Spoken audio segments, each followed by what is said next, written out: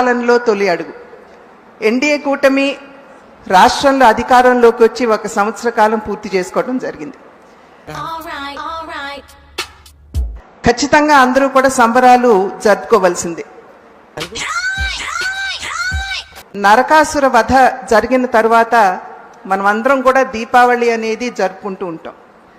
5 సంవత్సరాల దుష్ట పరిపాలన మనం చూసినటువంటి సందర్భంలో దాన్ని ముందుంచి 1 సంవత్సర కాలం కావస్తున్నటువంటి నేపథ్యంలో ఖచ్చితంగా ఆంధ్ర రాష్ట్ర ప్రజలందరూ కూడా సంబరాలు జరుపుకుంటున్నటువంటి విషయం మనందరికీ తెలుసు.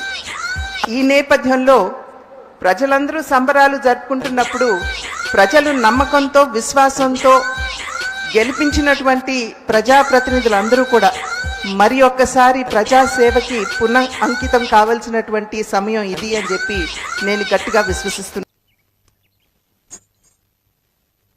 నేను మరీ అంత ఎదవలా కనపడుతున్నారా? ఓ మాదిరిగా కూడా కనపడలేదా?